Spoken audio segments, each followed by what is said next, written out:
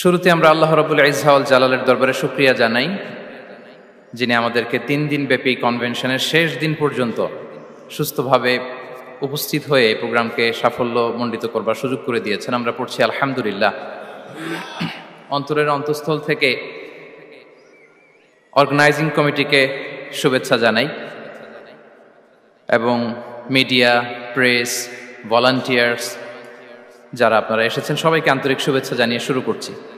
যেই টপিকটি নিয়ে আজকের এই মুনা কনভেনশন 23rd-এর লাস্ট সেশনে আমি আলোকপাত করতে চাই, সেটি হচ্ছে the concept of risk in Islam. Risk নিয়ে আমাদের অনেকের কিছু মিসকনসেপশন আছে। আমি চাইবো এই স্বল্প সময়ে রিজিকের ব্যাপারে একটি ধারণা আপনাদেরকে দিতে, আপনাদের আইডিয়াটা যাতে ক্লিয়ার থাকে, কনসেপ্ট যাতে ক্লিয়ার থাকে। প্রিয় ভাই এবং বোনেরা, আমরা সবাই না, অনেকে মনে করি যে রিস্ক হচ্ছে যেটা আমরা খাই এটা রিজিক, অথবা যে অর্থ আমরা উপার্জন করি এটা রিজিক। আমাদের অনেকের ধারণা। আসলে রিজিকের ব্যাপারে আমাদের ধারণাটা পূর্ণাঙ্গ নয়, এর বাইরেও অনেক কিছু আছে। রিস্কের বাংলা হচ্ছে জীবন উপকরণ, ইংরেজিতে বলে সাস্টেনেন্স বা প্রভিশন। অর্থাৎ জীবন পরিচালনায় একটা মানুষের যা যা লাগে তার সবই রিস্ক। শুধু আমরা যেটা খাই, যেটা উপার্জন করি, শুধু এতটুকুই রিস্ক নয়। এটা অনেক ওয়াইডার সেন্সে আমাদেরকে চিন্তা করতে হবে। আমরা আমাদের পুরো জীবন জুড়ে যা পাই, যা খাই, যা অর্জন করি, যেটা লাভে ধন্য হই, সবটাই রিস্ক।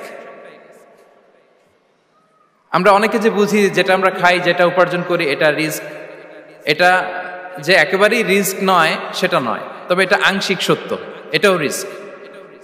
অর্থ, খাদ্য, জাগতিক সম্পদ এটাও রিস্ক, কিন্তু এটা রিস্কের সর্বনিম্ন স্তর। The lower level of provision, the lower level of risk হচ্ছে এই যে খাদ্য, অর্থ, জাগতিক সম্পদ। রিজিকের সর্বনিম্ন স্তর হচ্ছে এটা। আর রিজিকের সর্বোচ্চ স্তর হচ্ছে ফিটনেস। সুবহানাল্লাহ বিহামদি।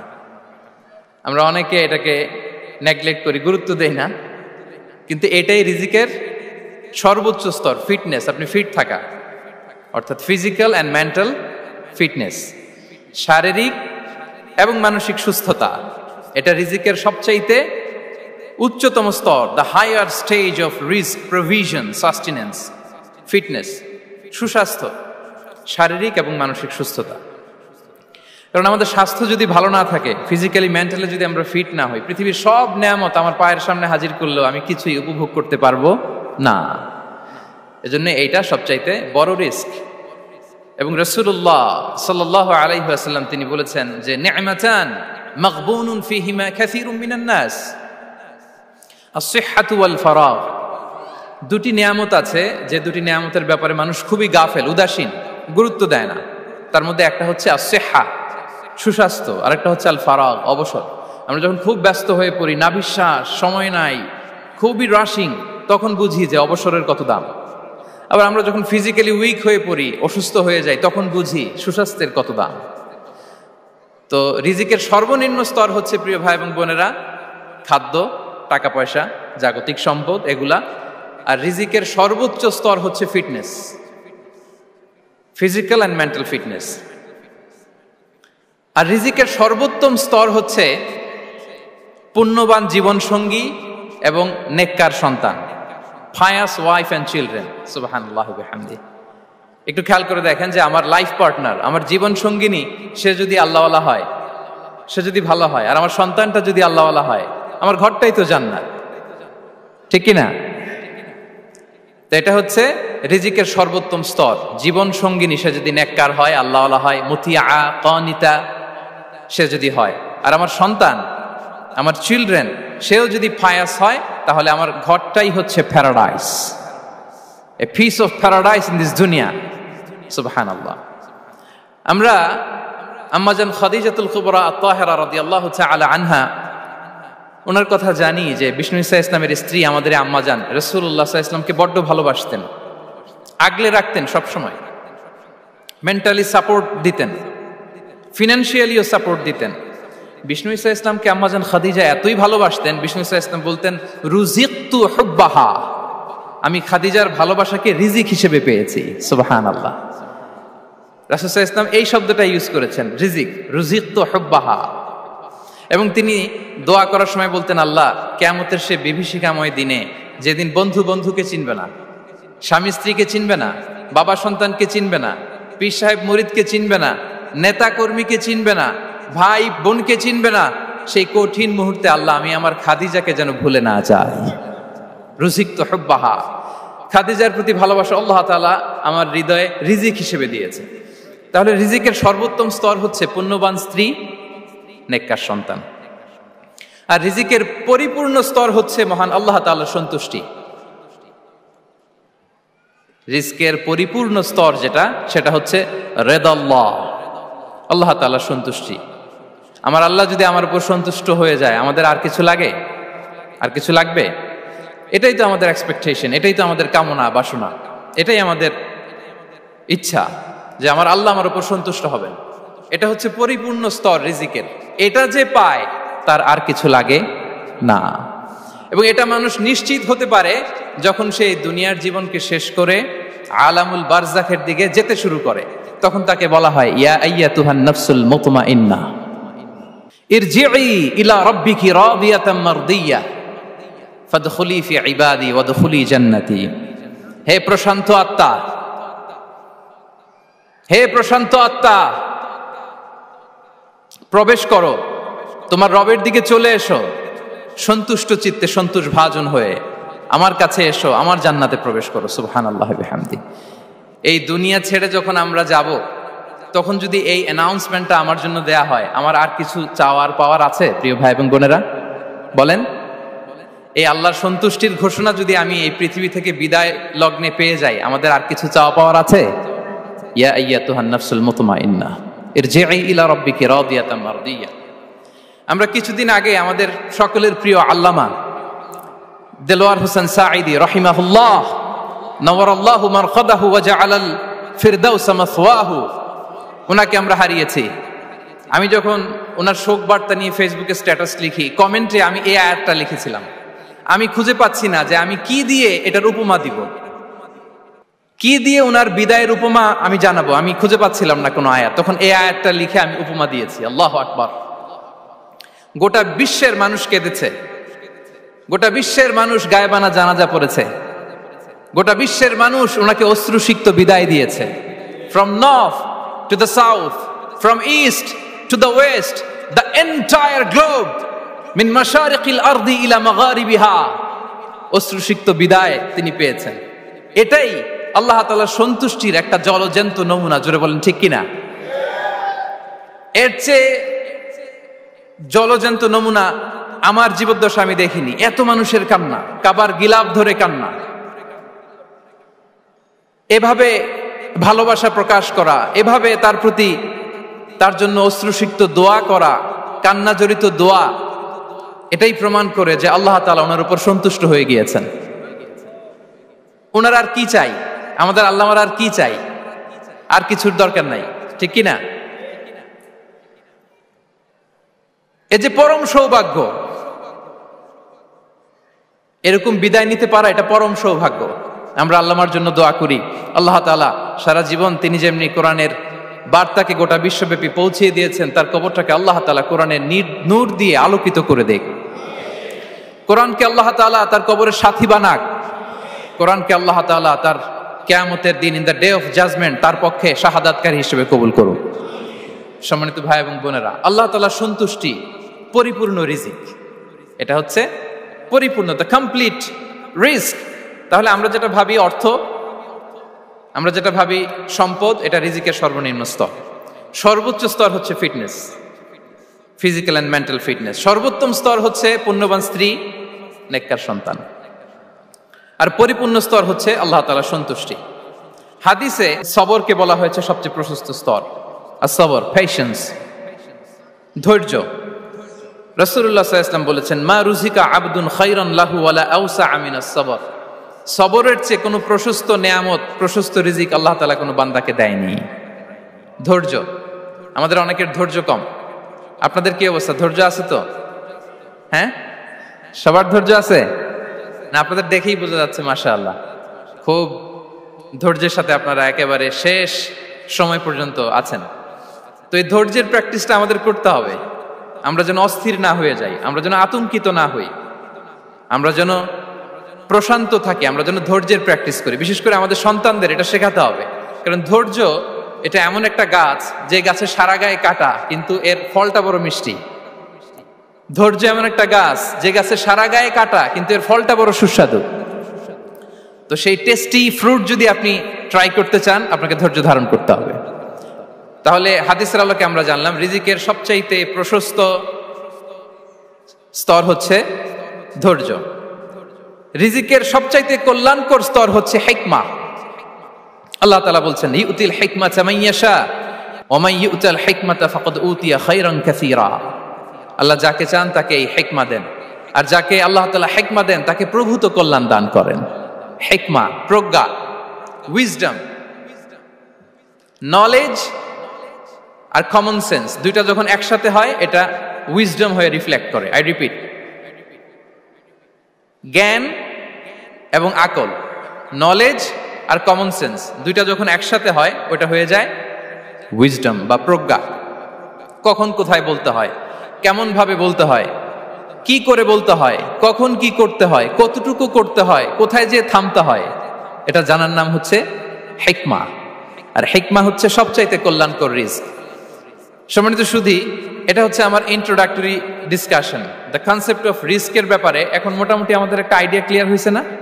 রিস্ক কি, কত ধরনের হতে পারে, রিস্কের সবচেয়ে নিম্ন স্তর কি, সর্বোচ্চ স্তর কি, সবচেয়ে প্রশস্ত স্তর কোনটা, সর্বশ্রেষ্ঠ স্তর কোনটা, সবচেয়ে কল্যাণকর স্তর কোনটা। এ পর্যায়ে আমরা জানবো যে এই রিজিকের বন্দোবস্ত কে করেন।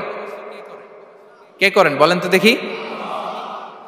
এই রিজিকের বন্দোবস্ত একচ্ছত্রভাবে আল্লাহ তাআলা এটা নিয়ন্ত্রণ করেন। তিনি রিজিকের মহাব্যবস্থাপক। যে আয়াত দিয়ে আমি শুরু করেছি প্রিয় ভাই এবং বোনেরা, ওমা মিন দাব্বাতিন ফিল আরদি ইল্লা আলাল্লাহি রিজকুহা ওয়া ইয়ালামু মুস্তাকাররাহা ওয়া মুস্তাওদাআহা কুল্লুম ফি কিতাবিম মুবিন। ভূপৃষ্ঠে বিচরণশীল যত প্রাণী আছে এই সবগুলো প্রাণীর রিজিকের ব্যবস্থাপনা আল্লাহ তাআলা নিজ কুদরতে করেন, এবং এই প্রত্যেকটা প্রাণীর স্থায়ী অস্থায়ী নিবাস সম্পর্কে, অবস্থান সম্পর্কে তিনি জানেন। এখানে যদিও ফিল আরদি বলা হয়েছে, বস্তুত জলে, স্থলে, বায়ুমণ্ডলে যত লিভিং ক্রিয়েচার আছে সব লিভিং ক্রিয়েচারের রিজিকের বন্দোবস্ত করেন কে? এজন্য তিনি হচ্ছেন রাজ্জাক। তিনি ওনার একটা নাম দিয়েছেন যে আমি হচ্ছি আর রাজ্জাক, ইন্নাল্লাহা হুয়ার রাজ্জাকু যুল কুওয়াতিল মাতিন। নিশ্চয় আল্লাহ তাআলা তিনি হচ্ছেন আর রাজ্জাক, তিনি রিজিকের ব্যবস্থাপক। যে কেউ রাজ্জাক হতে পারে না, চাইলে রাজ্জাক হওয়া যায় না। রাজ্জাক একজন, তিনি কে? আল্লাহ। রিজিকের রেসপন্সিবিলিটি আল্লাহ, রিজিক নিয়ে চিন্তা আল্লাহর। তো আল্লাহর চিন্তা আমি করলে হবে? বলেন, যেটার দায়িত্ব আল্লাহ, যে রেসপন্সিবিলিটি আল্লাহর, ওই রেসপন্সিবিলিটি আমি নিলে হবে? হবে না। তাহলে আল্লাহ তাআলা নিজেকে আর রাজ্জাক বলে কোরআনে আমাদের সামনে উপস্থাপন করেছেন। রাজ্জাকের তিনটা বৈশিষ্ট্য আছে। যেই সত্তার মধ্যে তিনটা বৈশিষ্ট্য খুঁজে পাওয়া যায় তিনি হচ্ছেন আর রাজ্জাক, দ্য প্রোভাইডার, দ্য সাস্টেইনার। আর রাজ্জাক কোন সেই তিন গুণ? এক নম্বর গুণ হচ্ছে নো ডেফিসিয়েন্সি, তার কোনো অভাব থাকবে না। হু continuously provide sustenance to his creatures, যে লাগাতার, নিয়মিত, প্রতিনিয়ত তার সৃষ্টিকে রিজিক দেন এবং গোটা বিশ্বকে রিজিক সরবরাহ করতে যে তার ধনভাণ্ডারের 1 ইঞ্চিও কমে না। সুবহানাল্লাহ বিহামদি।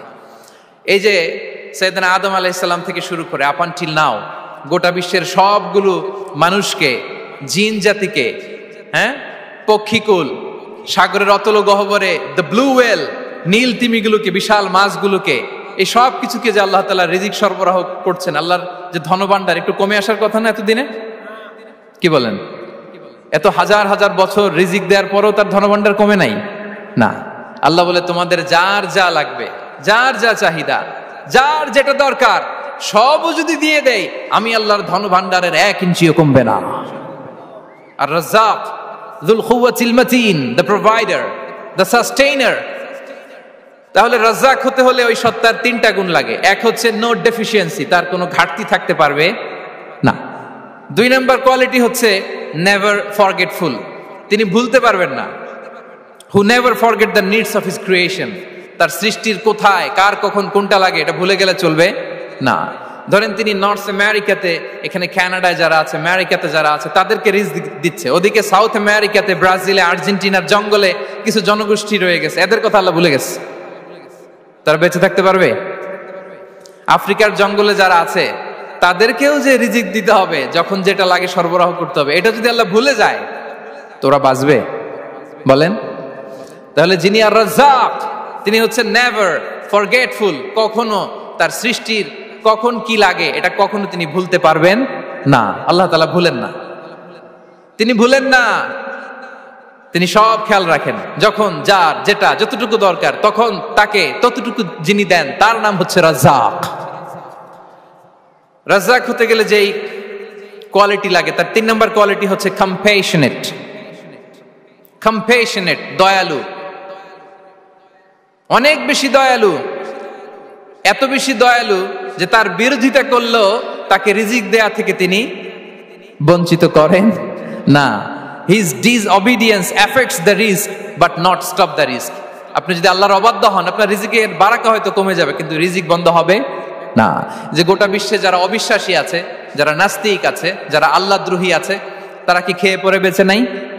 বলেন, তাদেরকে কি আল্লাহ তাআলা রিজিক দিচ্ছে না? এই তো সুবহানাল্লাহ। কম্প্যাশনেট, এত দয়ালু, তার যারা বিরোধী, তাকে যারা গালি দেয়, তাকে যারা বিশ্বাস করে না, তাকে যারা সেজদা দেয় না, তিনি তাদেরকেও খাওয়ায়, তিনি তাদেরকেও সুস্থ রাখে, তিনি তাদেরকেও হাত খুলে দান করে। আল্লাহু আকবার। আর রাজ্জাক, ইন্নাল্লাহা হুয়া রাজ্জাকু যুল কুওয়াতিল মাতিন। তাহলে এই 3টা গুণ থাকতে হবে রাজ্জাক হতে হলে। No deficiency, never forgetful, compassionate. এবং আল্লাহ তাআলা বলছেন, আম্মান হাযাল্লাযী ইয়ারযুকুকুম ইন আমসাকা রিজকাহু বাল লাজ্জু ফি উতুমি ওয়া নুফুর। সূরাতুল মুলক আল্লাহ বলেছেন যে তিনি যদি রিজক বন্ধ করে দেয় তাহলে এই রিজক তোমাদেরকে কে দিবে? আছে কেউ দেয়ার? সূরা মুলকের শেষ আয়াতে আল্লাহ বলেছেন যে তোমরা যে সুমিষ্ট পানি খেয়ে বেঁচে আছো, এটা যদি একেবারে জমিনের অতল গহ্বরে আমি নিয়ে যাই, কে এনে দিবে তোমাদেরকে পানি? কে এনে দিবে সুমিষ্ট পানি? এজন্য বিষ্ণু ঈসা ইসলাম পানি খেয়েই তিনি পড়তেন, আলহামদুলিল্লাহিল্লাযী জাআলা হাযাল মাআ আযবান ফুরাতান বিরাহমাতিহি ওয়া লাম ইয়াজআলহু মিলহান উজাজান লিযুনুবিনা। পানি খেয়েই তিনি বলতেন প্রশংসা আল্লাহর, যে আল্লাহ তার অসীম দয়ায় এই পানিকে সুমিষ্ট করেছেন, আমাদের পাপের কারণে এই পানিকে তিনি লবণাক্ত করে দেন নাই। সুবহানাল্লাহ। ইন্নাল্লাহা হুয়া রাজ্জাকু যুল কুওয়াতিল মাতিন। তিনি হচ্ছেন রাজ্জাক। এজন্য সম্মানিত ভাইরা, রিজিক নিয়ে আজকে থেকে টেনশন বন্ধ করে দিতে হবে। আমাদের কাজ হচ্ছে চেষ্টা করে যাওয়া, প্রাণান্তকর প্রচেষ্টা করা, আমাদের রোলটা আমরা প্লে করব, কিন্তু রিজিকের ফয়সালা করবে একজন, তিনি কে? ইন্নাল্লাহা হুয়া রাজ্জাকু যুল কুওয়াতিল মাতিন। এটা নিয়ে চিন্তিত হওয়ার কিছু নাই প্রিয় ভাই এবং বোনেরা। আমরা আমাদের মায়ের পেটে থাকতেই এটা ফিক্স হয়ে গিয়েছে। আমরা যখন মায়ের পেটে ছিলাম, ইন্না আহাদাকুম ইজমাউ খালকুহু ফি বাতনি উম্মিহি 40 ইয়াওমান সুম্মা ইয়াকুনু আলাকাতান মিসলা যালিক সুম্মা ইয়াকুনু মুদগাতান মিসলা যালিক। আমরা যখন মায়ের পেটে ছিলাম 40 দিন আমরা নুতফা স্টেজে ছিলাম, 40 দিন আমরা আলাকা স্টেজে ছিলাম। আমার মায়ের জরায়ুর দেয়ালে আমি লেপ্টে ছিলাম। 40 দিন আমরা ছিলাম এ ভেরি লিটল ফ্ল্যাশ, একটা ছোট্ট গোশতের টুকরা। এরপর আল্লাহ তাআলা ফায়ুরসালু ইলাইহিল মালাক, মায়ের পেটে একজন ফেরেশতা পাঠালেন। ফায়ানফুখু ফিহির রূহ, he breathed into him the spirit, তিনি রূহের ফুৎকার দিলেন। ওয়া ইউমারু বিআরবা'i কালিমাত, 4টা জিনিস তখন লিখে দেয়া হলো। বিকাতবি রিজকিহি ওয়া আজালিহি ওয়া আমালিহি ওয়া শাকিয়ুন আও সাঈদ, তার রিজিক কি হবে লিখে দেয়া হয়েছে মায়ের পেটে যখন ছিলাম। আপনারা তো এখন চিন্তা করতেছেন, চিন্তিত, কিন্তু মায়ের পেটে থাকতে আল্লাহ তাআলা এই রিজিককে ফিক্স করে দিয়েছেন। সুবহানাল্লাহি ওয়া বিহামদি। এবং যে রিজিক আমি আমার মায়ের পেটে থাকতেই আল্লাহ তাআলা লিখে দিয়েছেন, সেই রিজিক ভোগ না করে আমি কোনোদিন মরবো না। বিষ্ণু ইসলাম আমাদেরকে জানিয়েছেন, তোমার জন্য যে রিজিকের বন্দোবস্ত, যেই অ্যালটমেন্ট আছে, সেটা ভোগ না করে, উপভোগ না করে তুমি মরবে না। এবং সেটা আপনি উপভোগ করবেন, আপনার কাছেই আসবে। ধরুন আপনারা যে ফল আমেরিকাতে খান, এটা কি আমেরিকায় চাষ হয় ফল, নাকি কানাডা মেক্সিকো থেকে আসে? কোত্থেকে আসে? কোত্থেকে? এখানেই হয়, আবার বাইরে থেকেও আসে। Okay fine. লেটস সে আপনি যেই অ্যাপেলটা দিয়ে আজকে ব্রেকফাস্ট করলেন, যে অ্যাপেলটা আপনি খেলেন, এটা মেক্সিকো থেকে এসেছে। ওই অ্যাপেলটা যখন কুড়ি অবস্থায় ছিল, মুকুল অবস্থায় ছিল, তখনই ওটার মধ্যে আপনার নাম লেখা। এর মধ্যে কত পাখি এসে ওই গাছে বসেছে, কত মুকুল নষ্ট করেছে, ওইটা নষ্ট করে নাই, কারণ ওইটা আপনি খাবেন। ওইটা পুষ্ট হয়ে সুন্দর একটা ফল হয়ে ইম্পোর্টেড হয়ে এটা আমেরিকাতে আসলো, আমেরিকার বাজারে। অনেক মানুষ ওই ফলটা সুপার মার্কেটে যে ধরে চড়ে নেড়ে আবার রেখে দিয়ে চলে গেছে, নেয় নেই। ওইটা সে খাবে না, কারণ ওইটা আপনার রিজিকে লেখা। ওই ফল আপনি নিয়ে আসলেন, বাসায় অনেকে অ্যাপেল খাচ্ছে, কিন্তু ওই অ্যাপেলটা খাবে না, কারণ এটা কে খাবে? সুবহানাল্লাহ পড়তে পারলেন না মজা করে? আল্লাহু আকবার। আপনার জন্য যে রিজিক নির্ধারিত, এটা আপনিই খাবেন। এর মধ্যে আপনি মরে যেতে পারতেন, বাসা থেকে অন্য কোথাও চলে যেতে পারতেন, কিন্তু না, মরবেনও না, অন্য কোথাও যাবেনও না ওইটা খাওয়ার আগে। This is the essence of risk, this is the essence of provision, sustenance. ইন্নাল্লাহা হুয়া রাজ্জাকু যুল কুওয়াতিল মাতিন। মায়ের পেটে থাকতে নির্ধারিত, ওই ফল কেউ টাচ করবে না up until you try it. This is risk. এই কথাটাই বিষ্ণু ঈসা ইসলাম খুব সুন্দর করে বলেছেন, লা তামুতু নাফসুন হাত্তা তাস্তাকমিলা রিজকাহা। অন্য বর্ণনায় এসেছে লা তামুতু নাফসুন হাত্তা তাস্তাউফিয়া রিজকাহা। মানুষের জন্য যে রিজিকের বরাদ্দ, সেটা উপভোগ না করে, সেটা না খেয়ে ওই মানুষ এই দুনিয়া থেকে বিদায় নিতে পারে না। তাহলে আমার রিস্ক ভোগ না করে আমি মরবো না, এবং এটা যেহেতু আপনার জন্য নির্ধারিত, এটা আপনি পাবেনই। এখন এটা কি হালাল পন্থায় আপনি পাবেন না হারাম পন্থায় পাবেন, দ্যাট ইজ ইউর ডিসিশন। আপনার রিস্ক আপনার কাছে আসবে, এটা নির্ধারিত না অনির্ধারিত? বলেন তো, আমি সবার কাছ থেকে শুনবো, রিস্ক কি নির্ধারিত না অনির্ধারিত? ফিক্সড, নির্ধারিত। ফর এন এক্সাম্পল, ধরুন আপনি সারা জীবনে 1 কোটি টাকা ইনকাম করবেন। কয় কোটি? 1 কোটি টাকা ইনকাম করবেন, এটা নির্ধারিত, আল্লাহ তাআলা ফিক্স করে ফেলেছেন, এটা আল্লাহর সিদ্ধান্ত। কিন্তু এই 1 কোটি হালাল পন্থায় আপনি উপার্জন করবেন না হারাম পন্থায়, এটা আপনার সিদ্ধান্ত।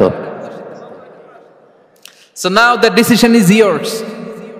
যদি আপনি পরিশ্রমী হন, যদি আপনি সৎ পথ অবলম্বন করেন, তাহলে ওই 1 কোটি আসবে আপনার কাছে, কিন্তু হালাল পন্থায়। আর যদি আপনি হালাল হারাম মিক্স করেন, টেবিলের উপর দিয়েও নেন, নিচ দিয়েও নেন, আসবে কিন্তু 1 কোটি। আসবে কয় কোটি? কথা বুঝে নাই বোধহয়। টেবিলের নিচ দিয়েও যদি নেন, সারা জীবনে আপনি পাবেন কত? 1 কোটি। So now the decision is years. সিদ্ধান্ত আপনার, হালাল পন্থায় উপার্জন করবেন না হারাম পন্থায়? বলেন, হালাল না হারাম? হারামের সাথে আমাদের কোনো সম্পর্ক? হারামকে আমরা এই কনভেনশন সেন্টার থেকে না বলে দিলাম, আওয়াজ করে বলুন নো। হারামের সাথে আমাদের কোনো সম্পর্ক? আল্লাহ তাআলার দেয়া বরাদ্দ রিস্ক আমরা হালাল পন্থায় উপার্জন করবো ইনশাআল্লাহ। বলেন। তাহলে মায়ের পেট থেকে নির্ধারিত হয়ে গেল, আমারটা আমি পেলাম, হালাল ভাবে আমি নিব। আরেকটা জিনিস মনে রাখতে হবে যে কেউ কারো রিজিকে ভাগ বসায় না, কেউ না। আমরা অনেকে মনে করি যে আমি ওকে দিলাম, ওকে খাওয়াইলাম, আমি বোধহয় খাওয়াইলাম। না, সে আপনারটা খায় নাই, সে তার রিজিকই খেয়েছে। আমাদের ঘরে আমাদের বন্ধু বান্ধব আসে অনেক সময়, আমাদের ঘরে অনেক সময় অতিথি আসে, তাদেরকে আমরা আপ্যায়ন করি, তাদেরকে খাওয়াই। আসলে সে আমারটা খায় না, সে কারটা খায়? তার নিজেরটাই খায়। বিষ্ণু ইসলাম এটা খুব সুন্দর করে বলেছেন। ওনার কাজিন চাচাতো ভাই আব্দুল্লাহ ইবনে আব্বাসকে একদিন অনেক নাসিহা করছিলেন, করতে করতে এক পর্যায়ে তিনি বললেন, ওয়া আলাম, ইবনে আব্বাসকে বলছেন, ওয়া আলাম আন্না মা আসাবাকা লাম ইয়াকুন লিইখতিআক ওয়া মা আখতাআকা লাম ইয়াকুন লিইউসিবাক। আব্দুল্লাহ, জেনে রেখো, যেটা তুমি পাওয়ার এটা তুমি কোনোদিন হারাবা না। যেটা তোমার হওয়ার কথা ছিল ওটা তুমি কোনোদিন মিস করবা না। আর যেটা তুমি পাওয়ার কথা না, গোটা বিশ্বের সব শক্তিকে হাতের মুঠোয় আনলেও সেটার দেখা তুমি পাবে না, পাবে না। ওয়ালাম আন্নামা আসাবাকা লাম ইয়াকুন লিইখতিআক ওয়া মা আখতাআকা লাম ইয়াকুন লিইউসিবাক রুফিআতিল আকলাম ওয়া জাফফাতিস সুহুফ। আব্দুল্লাহ, রিজিক নিয়ে চিন্তিত হয়ো না, রিজিক নিয়ে পেরেশান হয়ো না। প্লে ইউর রোল, রিজিক ইজ ফিক্সড। যেটা তুমি পাওয়ার তুমিই পাবা, যেটা তুমি পাওয়ার কথা না চেষ্টা করেও সেটা তোমার কাছে আসবে না। সম্মানিত সুধী, এ পর্যায়ে আমরা জানবার চেষ্টা করব যে কিসে রিজিক বাড়ে, কি করলে রিজিকে ভরপুর বারাকা হয়, রিজিকের চাবিকা ঠিক কোথায়, কোন পথে চললে রিজিকে ভরপুর বারাকা হবে, আমার জীবনে বরকত নেমে আসবে রিজিকে। এটা জানতে মনে যাচ্ছে না আমাদের? হ্যাঁ, কষ্ট হচ্ছে আপনাদের? কষ্ট হচ্ছে? তাহলে কি করলে রিজিকে ভরপুর বারাকা হয়, কি করলে আমার জীবনে ভরপুর বারাকা নেমে আসে, এই পয়েন্টটাতে আমরা একটু আলোকপাত করি। যেসব কাজ করলে আমাদের জীবনে রিজিকে আসমানি বারাকা নেমে আসবে, আমাদের রিজিকে আসমানি বারাকা নেমে আসুক, আমরা চাই কি চাই না? সবাই আমরা চাই নিশ্চয়ই। যে কাজ করলে রিজিকে আসমানি বারাকা আসে, এর এক নম্বর হচ্ছে তাকওয়াল্লাহ, আল্লাহর ভয়। আল্লাহ তাআলা বলছেন, ওয়া ইয়াত্তাকিল্লাহা ইয়াজআল লাহু মাখরাজা ওয়া ইয়ারযুকহু মিন হাইসু লা ইয়াহতাসিব।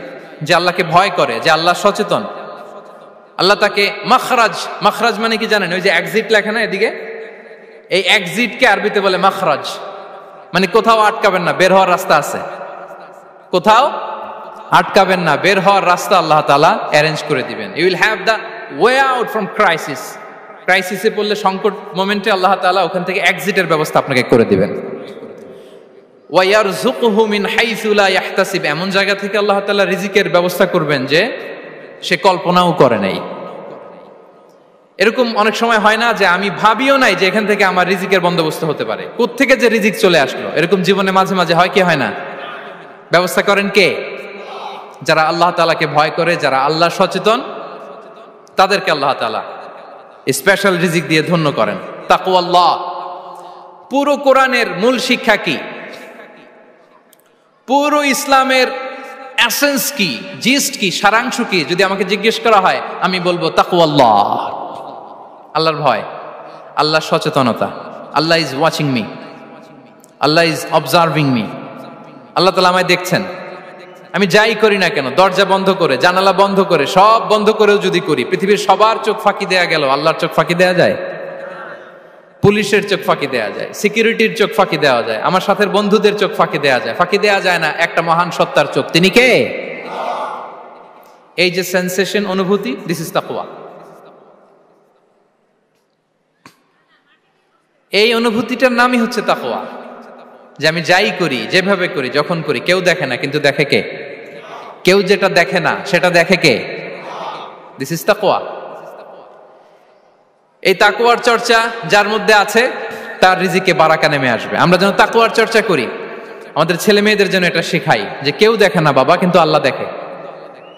ছোটবেলা থেকে যদি আমাদের সোনামণিদের ব্রেইনে এই তাকওয়াল্লাহ নামের এই সফটওয়্যারটা ইনস্টল করে দেই, আর কোনোদিন সে বিপদগামী হবে না, পথচ্যুত হবে না। ওই ছেলেকে দিয়ে আর পৃথিবীতে অন্যায় করানো যাবে না, সে পাপ কাজ করবে না, সে অন্যায় কাজ করবে না, সে অন্যের রাইটস নষ্ট করবে না, সে দুর্নীতি করবে না, সে ঘুষ খাবে না, সে সুদ খাবে না। শুধু দুর্নীতি দমন কমিশন দিয়ে দুর্নীতি বন্ধ করা যায় না, এই তাকওয়া আল্লাহর সফটওয়্যার ইনস্টল করে দিতে হবে। তাহলে এক নাম্বার হচ্ছে তাকওয়া। আল্লাহর ভয় যেন আমরা আমাদের হৃদয়ে রাখি। যাদের হৃদয়ে আছে আল্লাহর ভয়, তারা কভু পথ ভুলে যায় না। কি অসাধারণ কথা! তাহলে এক নম্বরে তাকওয়া আল্লাহ। দুই number আত-তাওয়াক্কুল আলাল্লাহ, to put your trust on Allah, to depend on Allah, আল্লাহর উপর ভরসা রাখা। আমরা ভরসা রাখি কার উপর? আওয়াজ করে বলুন, কার উপর? আমরা আমাদের ভরসা রাখি আল্লাহর উপর, কার উপর ভরসা রাখি না, ভরসা একজনের উপর। বিষ্ণু ইসা ইসলাম বলেছেন, লাউ আন্নাকুম তাওয়াক্কালুনা আলাল্লাহি হাক্কা তাওয়াক্কুলিহি লা রাযাকাকুম কামা ইয়ারযুকুত তায়র তাগদু খিমাসান ওয়া তারুহু বিতানান। পাখি যেমনি আল্লাহর উপর তাওয়াক্কুল করে, তোমরা যদি এমনি তাওয়াক্কুল করতে পারো, তাহলে পাখিকে আল্লাহ যেমনি রিজিক দেয়, তোমাদেরকে আল্লাহ তাআলা তেমনি রিজিক দিবেন। পাখি কি করে ভাই? সকালবেলা তার বাসা থেকে কিচির মিচির রবে, হ্যাঁ, দিক বিদিক ছুটে বেড়ায়, ছুটতে থাকে মাইলকে মাইল। আবার বিকেল বেলায় গোধূলি লগ্নে তার বাসায় এসে ফিরে আসে। ওই পাখিটাকে আল্লাহ তাআলা উদর পূর্তি করে তার নিড়ে ফিরিয়ে দেয়।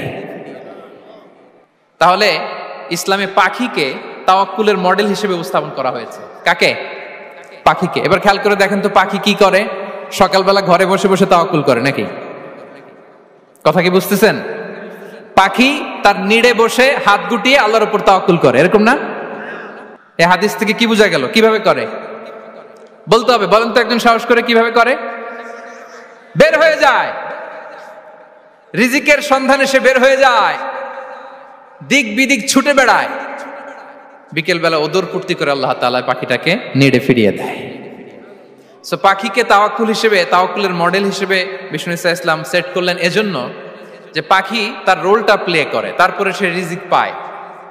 এটা হচ্ছে রিজিকের এসেন্স, যে আমাদের রোলটা আমাদের প্লে করতে হবে, আমাদেরকে আমাদের চেষ্টাটুকুন করতে হবে, তারপরে আল্লাহ তাআলার উপর আমরা ভরসা করব। ইসলামে তাওয়াক্কুল is always at the second stage.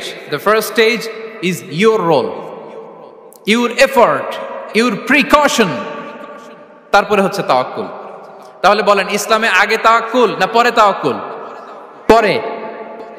ইকিলহা সুম্মা তাওয়াক্কাল আলাল্লাহ।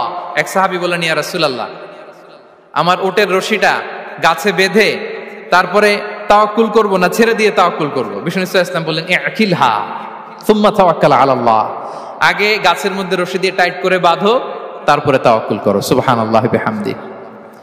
তাহলে এইরকম তাওয়াক্কুল যদি করা যায় পাখির মতো, আপনার রিজিকের কোনো অভাব হবে না। কিন্তু আমাদের সমস্যা যেটা, প্রিয় ভাই এবং বোনেরা, আমরা আমাদের অলসতা, অপারগতা, আমাদের কি বলবো হীনমন্যতা, আমাদের কর্মহীনতাকে তাওয়াক্কুল বানিয়ে নিয়েছি। বুঝতে পেরেছেন? আমরা আমাদের অলসতাকে বানিয়েছি কি? তাওয়াক্কুল। আমাদের কর্মহীনতাকে বানিয়েছি কি? তাওয়াক্কুল। আমরা কি করি? আমরা বলি আল্লাহর উপর ভরসা করলাম, নিজে কিছু না করে। কি বলে? আমাদের বাংলা একটা কথা বলে, যা করে আল্লাহ। নিজের কোনো রোল প্লে নাই, নিজের কোনো প্রিকশন নাই, কোনো প্ল্যানিং নাই, কোনো পলিসি নাই, কোনো স্ট্র্যাটেজি নাই, বলে আল্লাহর উপর ভরসা করলাম, যা করে আল্লাহ। এরকম বলে না? এই যে যা করে আল্লাহ বলে যে তাওয়াক্কুল করলেন, এটা বিষ্ণু ইসা ইসলামের শিখানো পন্থায় তাওয়াক্কুল হয়েছে? কথা বলেন, হয়েছে? বিষ্ণু ইসা ইসলাম তো অপারগতা, দারিদ্রতা, অলসতা, অকর্মণ্যতা থেকে আল্লাহর কাছে পানাহ চেয়েছেন। তা আপনি এটা কি তাওয়াক্কুল করলেন? এটা তাওয়াক্কুল হয়নি। তাওয়াক্কুলের একটা সুন্দর পিকচার আমি আপনাদের সামনে এখন উপস্থাপন করব, আপনারা যদি একটু মনোযোগী হন। মনোযোগ আছে তো সবার? তাওয়াক্কুল কিভাবে করতে হয় আমরা একটু বিষ্ণু ইসা ইসলামের বায়োগ্রাফি থেকে দেখি। রাসূল সাল্লাল্লাহু আলাইহি ইসলামের হিজরতের ঘটনাটা আমি 1 মিনিটে একটু আপনাদেরকে সংক্ষেপে শোনাই, যে তাওয়াক্কুল কিভাবে তিনি করেন। ইসলামে তাওয়াক্কুল হচ্ছে কর্ম শেষে ফলাফলের জন্য আল্লাহর উপর নির্ভর করা। কারণ আমি কাজ করলাম, ফলাফল পজিটিভও হইতে পারে, নেগেটিভও হইতে পারে, ওটা নির্ধারণ করবে কে? ফয়সালা দেয় কে? তাহলে আমরা দেখি যে বিষ্ণু ইসা ইসলাম তিনি কিভাবে তাওয়াক্কুল করেছেন। যেদিন তিনি হিজরত করবেন, রাসূল সাল্লাল্লাহু আলাইহি ওয়াসাল্লামকে অনুমতি দেয়া হলো, সেদিন হিজরতের অনুমতি যে তিনি পেয়েছেন, মাইগ্রেশনের অনুমতি যে তিনি পেয়েছেন, এটা জানানোর জন্য তিনি আবু বকরের ঘরে চলে গেলেন দুপুরবেলা। কখন? প্রশ্নের উত্তর দিতে হবে, কখন? ফি ওয়াক্তি যাহিরা, দুপুরে। রাসূল সাল্লাল্লাহু আলাইহি ওয়াসাল্লাম দুপুরে বেরোতেন না।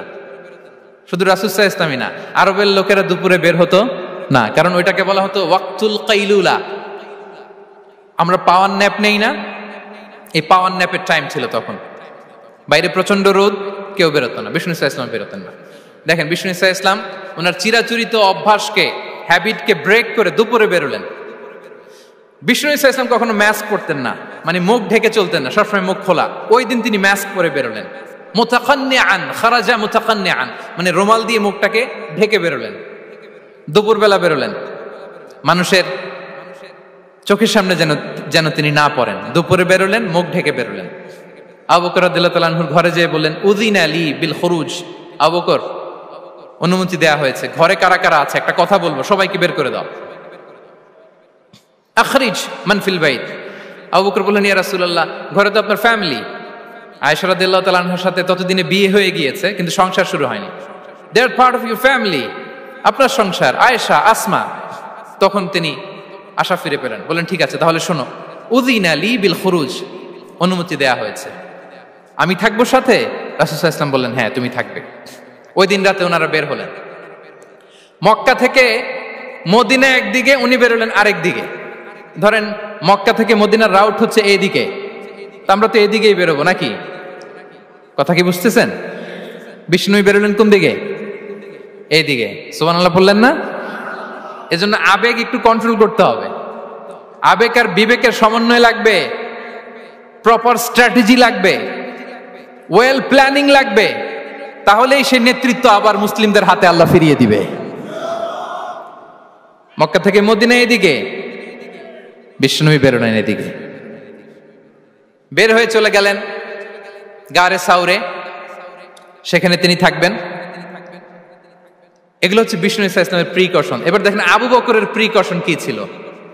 আবু বকর রাদিয়াল্লাহু প্ল্যান করলেন, বিশ্বনবী যেহেতু 3 দিন এই গারে সাউরে থাকতে চান, রাত্রিবেলা বের হয়ে তো ওনার অবস্থান শুরু করলেন, তাহলে 3 দিন মক্কায় আমাদের ব্যাপারে কি বলে, কে কি বলে, এটা আমাদের জানার দরকার আছে না নাই?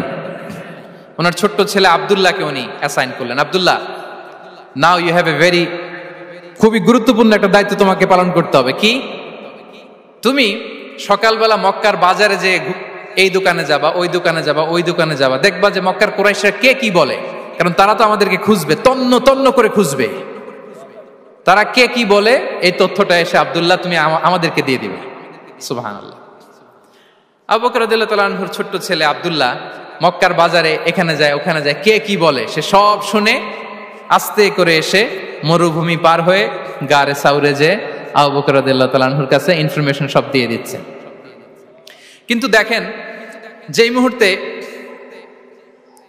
আব্দুল্লাহ তথ্য নিয়ে মক্কা থেকে গারে সাউরে আসে, আব্দুল্লাহ যখন হেঁটে হেঁটে আসে, মরুভূমির বালুর মধ্যে তার ফুটপ্রিন্ট পড়ে যায় না? কথা বলেন না কেন? পড়ে যায় না? তা আবু জাহেল, উতবা, সাইবার তো বেশি কষ্ট করা লাগে না, তারা খুঁজতে খুঁজতে যখন আব্দুল্লাহর ফুটপ্রিন্ট পেয়ে যায়, ছোট্ট বাচ্চার ফুটপ্রিন্ট, এটা ফলো করলেই তো আবু বকর আর মুহাম্মদ, ঠিক কিনা? সুবহানাল্লাহ। আবু বকর রাদিয়াল্লাহু তাআলা আনহুর প্ল্যানিং দেখেন, তিনি যেমনি ছোট্ট আব্দুল্লাহকে ইনফরমেশন গ্যাদার করার জন্য সেট করলেন, তিনি ওনার একটা রাখালকে সেট করলেন, তার নাম হচ্ছে আমির ইবনে ফুহায়রা। আমির ইবনে ফুহায়রাকে তিনি অ্যাসাইন করে বললেন, আমির, আব্দুল্লাহ যখন সকালবেলা আমাদেরকে ইনফরমেশন দিয়ে চলে যাবে, তুমি আমার ছাগলগুলোকে এনে মরুভূমির এই জায়গায় একটু চালাবা, তাহলে ওইখানে আর আব্দুল্লাহর ছোট্ট বাচ্চার ফুটপ্রিন্ট থাকবে না, ওখানে আমার ছাগলগুলোর ফুটপ্রিন্ট থাকবে।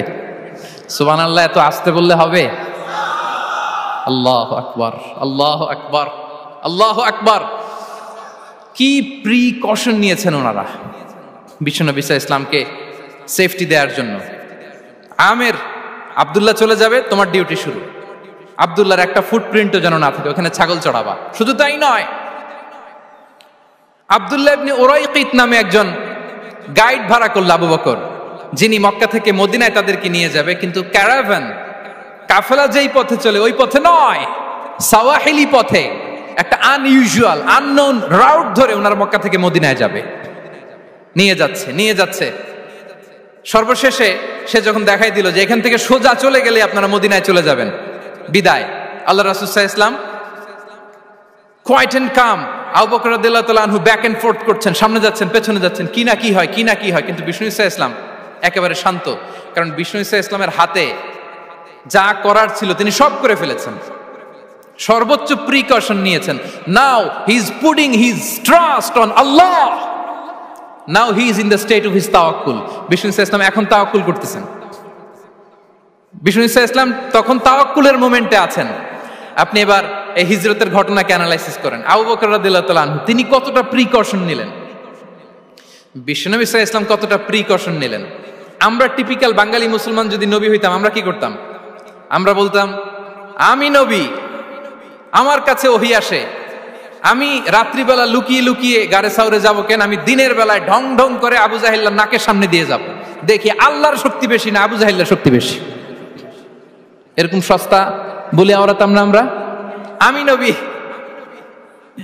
সরি ফর দ্য স্ল্যাং, আমি নবী, আমি লুকিয়ে রাতে কেন যাব, আমি আবু জাহেলের সামনে দিয়ে যাব, দেখি আল্লাহর শক্তি বেশি না আবু জাহেলের শক্তি বেশি, এরকম বলতাম না। কিন্তু বিষ্ণু ইসা ইসলাম কেমনটা করেছেন? না, দুপুরে বেরোন না, ওই দিন দুপুরে বেরোলেন, মাস্ক পরেন না, মাস্ক পরে বেরোলেন, সংবাদ দেওয়ার সময় সাবধানতা অবলম্বন করলেন। আবু বকর রাদিয়াল্লাহু তাআলা আনহু ছোট্ট বাচ্চা আব্দুল্লাহকে অ্যাসাইন করলেন, আমির ইবনে ফুহাইরাকে অ্যাসাইন করলেন, আব্দুল্লাহ ইবনে উরাইকিতকে অ্যাসাইন করলেন। সবকিছু যখন শেষ, এবার তারা মদিনা অভিমুখে রওনা হলেন, মুতাওয়াক্কিলানা আলাল্লাহিল মুস্তাআন, আল্লাহর উপর তাওয়াক্কুল করে। This is the true essence of তাওয়াক্কুল, ডিয়ার ব্রাদার্স এন্ড সিস্টার্স। এটা হচ্ছে তাওয়াক্কুল। তো তাওয়াক্কুল যদি করতে হয় বিষ্ণু ইসা ইসলামের মতো করতে হবে। তাওয়াক্কুল always at the second stage ইসলামে। আগে আপনার রোল, আগে first you have to play your role, তারপর আপনি আল্লাহর উপর তাওয়াক্কুল করবেন। তাহলে কোনো কাজ না করে হাত গুটিয়ে আর বসে থাকবেন, আর কোনোদিন কাজ না করে বলবেন আল্লাহ ভরসা, তাহলে এটা তাওয়াক্কুল হবে? বিশ্বনবী বলেন, লাউ আন্নাকুম তাওয়াক্কালুনা আলাল্লাহি হাক্কা তাওয়াক্কুলিহি লা রাযাকাকুম কামা ইয়ারযুকুত তায়র তাগদু খিমাসান ওয়া তারুহু বিতানান। যদি পাখির মতো তাওয়াক্কুল করো, পাখিরে যেমনি খাওয়ায় আল্লাহ তোমাদেরও খাওয়াবে। সুবহানাল্লাহি ওয়া বিহামদিহি। তাহলে তাকওয়া আল্লাহর পরে 2 নম্বরে পেলাম আত-তাওয়াক্কুল আলাল্লাহ। আমরা যদি আল্লাহর উপর তাওয়াক্কুল করতে পারি, আমাদের রিজিকে আসমানি বারাকা নেমে আসবে। 3 নাম্বার, অন টাইমে সালাত আদায় করা।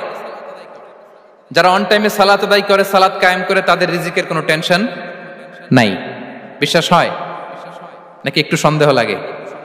সন্দেহ লাগে কারো?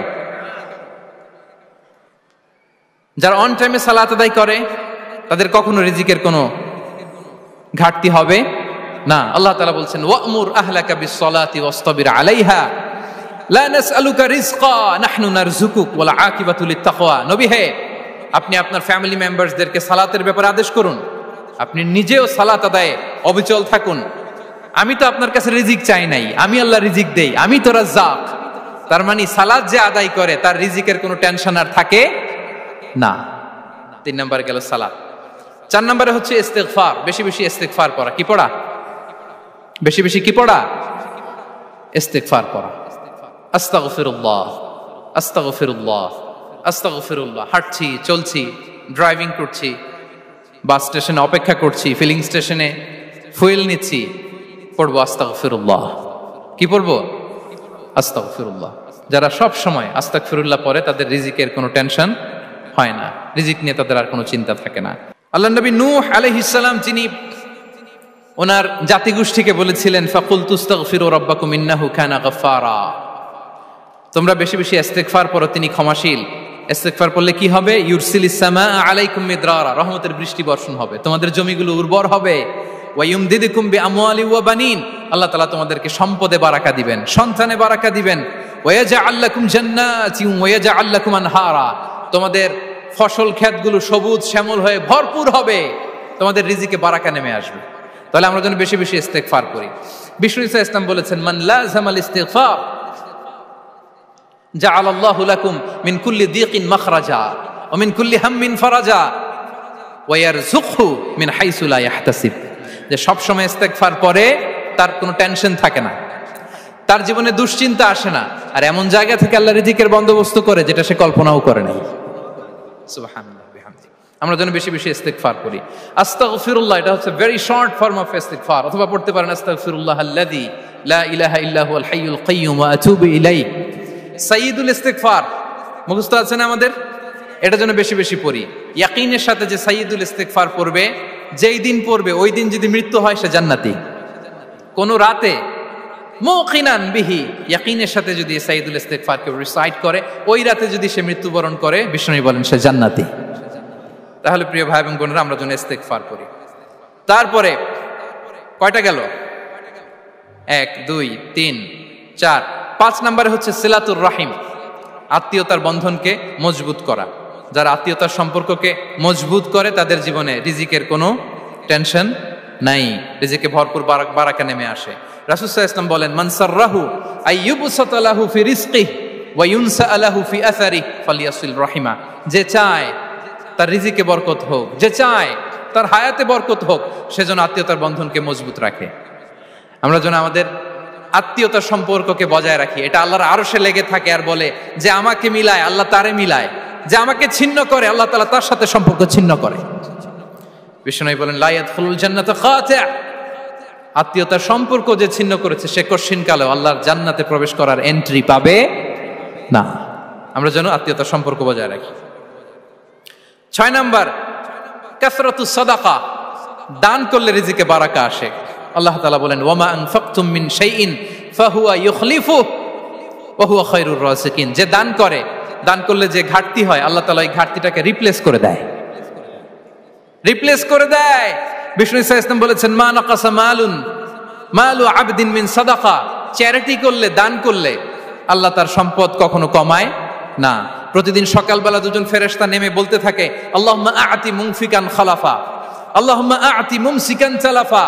ফেরেশতা দুজন বলে, আল্লাহ যে দান করলো, দানের কারণে যে ঘাটতিটা হলো, এটা তুমি মেক আপ করে দাও, এটা তোমার পক্ষ থেকে বারাকা দিয়ে রিপ্লেস করে দাও। আর যে ধরে রাখলো, কৃপণতা করলো, ওর সম্পদকে আল্লাহ তুমি ধ্বংস করে দাও।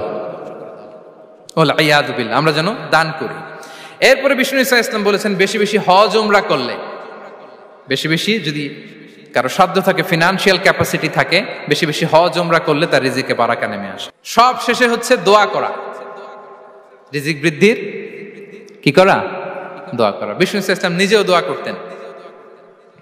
উম্মে সালামা রাদিয়াল্লাহু তাআলা আনহা, আমাদের আম্মা জান, তিনি বর্ণনা করেন, রাসূল সাল্লাল্লাহু আলাইহি ওয়াসাল্লাম ফজরের সালাতের পরে সালাম ফিরিয়ে তিনি পড়তেন, আল্লাহুম্মা ইন্নী আসআলুকা ইলমান নাফিআ ওয়া রিজকান তাইয়্যিবা ওয়া আমালান মুতাকাব্বালা। আই রিপিট, আল্লাহুম্মা ইন্নী আসআলুকা ইলমান নাফিআ ওয়া রিজকান তাইয়্যিবা ওয়া আমালান মুতাকাব্বালা। প্রত্যেকদিন ফজরের সালাতের পরেই বিষ্ণু ঈসা ইসলাম এই দোয়াটা পড়তেন, আল্লাহ তোমার কাছে আমি উপকারী জ্ঞান চাই, আল্লাহ তোমার কাছে আমি পবিত্র রিজিক চাই, আল্লাহ তোমার কাছে আমি কবুলযোগ্য আমল চাই, আমার আমলগুলো যেন কবুল হয়। এই দোয়াটা করতেন। এই দোয়াটা পড়বেন তো সবাই। বিষ্ণু ঈসা ইসলাম নিজে পড়তেন সকালবেলা, একেবারে দিনের শুরুতেই রিজিকের বরকতের জন্য দোয়া করে তিনি ওনার ডে স্টার্ট করতেন। কোরআনে অনেক আয়াতে রিজিকের জন্য দোয়ার ব্যাপারে পাওয়া যায়, আমরা সেদিকে যাব না। সাইয়েদনা ঈসা আলাইহিস সালাম তিনি বলেছেন, আল্লাহ আকাশ থেকে মায়েদা পাঠান। ওই আয়াতের শেষে বলেছেন, ওয়ারযুকনা ওয়া আনতা খায়রুর রাযিকিন, আল্লাহ আপনি আমাদেরকে রিজিক দিয়ে ধন্য করুন, আপনিই তো রিজিক দাতা। আল্লাহ নবী ইব্রাহিম আলাইহিস সালাম তিনি দোয়া করেছেন, রব্বি জাআল হাযা বালাদান আমিনা ওয়ারযুক আহলাহু মিনাস সামারাত, আল্লাহ এই জনপদকে, মক্কাকে আপনি পবিত্র নগরী, এই নগরীকে আপনি নিরাপদ নগরী করুন, আর এই নগরীর অধিবাসীদেরকে আপনি ফলমূল দিয়ে রিজিক দান করুন। তাহলে নবীরা তারা স্বয়ং রিজিকের দোয়া করেছেন। আমরা যেন রিজিক প্রাপ্তির জন্য, রিজিকে বারাকার জন্য আল্লাহ তাআলার কাছে দোয়া করি। আরবের একটা চমৎকার কথা বলে, আর রিজকু লিমান সাআ লাইসা লিমান দাআ ফাকাত, মানে রিজিক শুধু যারা দোয়া করে তাদের জন্য নয়, দোয়ার সাথে সাথে যারা চেষ্টা করে তাদের জন্য। সুবহানাল্লাহ পড়েন। দোয়ার সাথে দাওয়ার দরকার আছে না নাই? তাওয়াক্কুলের পয়েন্টটা আমরা বলেছি যে আমাদের সর্বোচ্চ চেষ্টাটুকুন করব। তাওয়াক্কুল মানে হচ্ছে কোনো কাজের প্ল্যান করা, ওই প্ল্যান বাস্তবায়নের জন্য যা যা দরকার হাজির করা, এরপরে প্রাণান্তকর প্রচেষ্টার জন্য ঝাঁপিয়ে পড়া, এরপরে কর্মশেষে ফলাফলের জন্য কার উপর নির্ভর করা? আল্লাহর উপর নির্ভর করা। সো আমাদের রোলটা যেন আমরা প্লে করি। জমিনকে আল্লাহ প্রশস্ত করে দিয়েছেন, আল্লাহ বলেছেন ওয়া কুলু মির রিজকি, জমিনকে প্রশস্ত করেছি, এর পরতে পরতে ঘুরো, খোঁজো, চেষ্টা করো তোমার রিজিক তুমি নাও। ইসলাম আমাদেরকে কর্মমুখী হতে শেখায়। আমি আমার বিভিন্ন আলোচনায় বলি যে ইসলাম কতটা কর্মমুখী ধর্ম। একটা ছোট্ট হাদিস দিয়ে শেষ করি। রাসূল সাল্লাল্লাহু আলাইহি ওয়াসাল্লাম বলেছেন, ইন কামাতিস সাআতু ওয়া ফি ইয়াদি আহাদিকুম ফাসিলা। রাসূল সাল্লাল্লাহু আলাইহি ওয়াসাল্লাম বলেন যে যদি কেউ দেখে কিয়ামত শুরু হয়ে গিয়েছে আর তার হাতে একটা চারা গাছ, কি গাছ? আর ওদিকে কি শুরু হয়েছে? বিষ্ণু ঈসা ইসলাম বলেন যদি তার সুযোগ থাকে কিয়ামত শুরু হওয়ার আগেই যেন চারা গাছটা সে রোপণ করে দেয়। তার মানে থামার জন্য এই পৃথিবীতে আমরা আসি নাই। আমরা পৃথিবীতে এসেছি এই পৃথিবীকে আবাদ করার জন্য, এই পৃথিবীটা লিড করার জন্য, এই পৃথিবীতে শুধু সামনের ছোটার জন্য মুসলমানদের আগমন হয়েছে। চিল্লায় বলেন ঠিক কিনা? কতটা কর্মমুখী হতে শেখায়। এইদিকে কিয়ামত, এইদিকে চারা গাছ, যদি সুযোগ পাও এটা রোপণ করে দাও। আপনারা মারিয়াম আলাইহিস সালামের ঘটনা জানেন।